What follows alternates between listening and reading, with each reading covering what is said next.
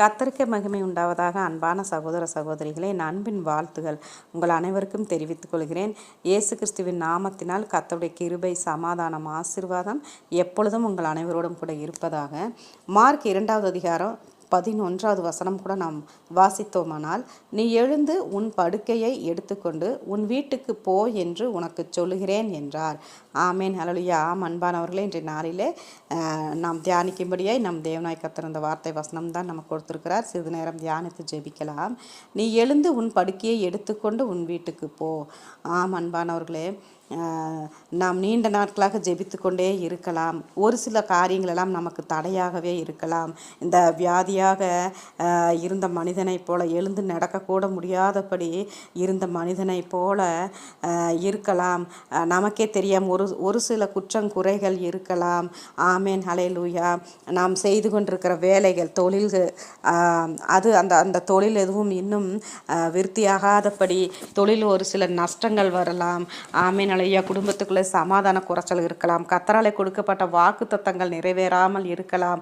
இப்படியாய் இந்த மனிதனுக்கு இருந்த வியாதியைப் போல திமிருவாதக்காரனை நோக்கி, மகனே உன் பாவங்கள் உனக்கு மன்னிக்கப்பட்டது என்றார் என்று எழுதப்பட்டிருக்குது. அன்பானவர்களே, அப்படியாய் இருக்கிற இந்த வியாதியைப் போல நம்முடைய வாழ்க்கையிலே ஒரு விழுந்து போன ஒரு சூழ்நிலையாக இருக்கலாம். அன்பானவர்களே, இன்றைய நாளிலே நம் தேவனாய் கர்த்தர் உன் பாவங்கள் உனக்கு மன்னிக்கப்பட்டது என்று இந்த வசனத்தின் மூலமாக நமக்கு இடைப்படுகிறார். ஆமேன், ஹல்லேலூயா. அன்பானவர்களே, நாம் தியானித்து கொண்டே இருக்கும்போதும் கூட, உன் கண்ணீரை காண்கிற தேவன் நான் உன்னோடு கூட தான் இருக்கிறேன். இதோ உன்னுடைய அறியாமையை, உன்னுடைய குறைகளையெல்லாம் நான் மன்னிக்கிற தேவனாக இந்த வேளையில் உன் அருகிலே கடந்து வந்திருக்கிறேன் என்று யாரோ ஒரு சிலருக்கு கர்த்தர் இடைப்படுகிறார். நீ விசுவாசித்தா என்னுடைய மகிமையை காண்பாய். விழுந்து போன தாவீதின் கூடாரத்தை நான் திரும்பவும் எடுப்பித்து கட்ட வல்லமுள்ள தேவனாக இருக்கிறேன். என்னுடைய கரம் குறுகி போகவில்லை என்று சொல்லுகிறார். நாம் அப்படியே ஜெபிக்கலாம். அன்பானவர்களே, ஸ்தோத்திரம் ஆண்டவரே. ஏசப்பா, இன்று நாளில் மழை கொடுக்கப்பட்ட இந்த வார்த்தை வசனத்துக்காக நன்றி செலுத்துகிறோம் அப்பா. மார்க் 2வது அதிகாரம் 11வது வசனத்தில், நீ எழுந்து உன் படுக்கையை எடுத்துக்கொண்டு உன் வீட்டுக்கு போ என்று உனக்கு சொல்லுகிறேன் என்ற இந்த வசனத்தின் மூலமாக நீர் எங்களுக்கு கர்த்தாவே ஒரு ஆறுதலை கொடுக்கும்படியாகவும், விசுவாசத்தை காத்து கொள்ளும்படியாகவும் அப்பா எங்களோடு கூட இடைப்பட்டதுக்காகவும், இந்த வசனத்தை கொடுத்ததுக்காகவும் உமக்கு மனதார நன்றி செலுத்தி ஜெபிக்கிற ஏசப்பா.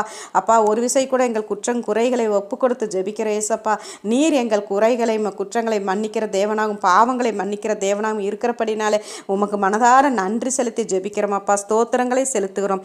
இயேசு கிறிஸ்து நாமத்தில் ஜெபிக்கிறோம் எங்கள் ஜீவனுள்ள நல்ல பிதாவே. ஆமேன்.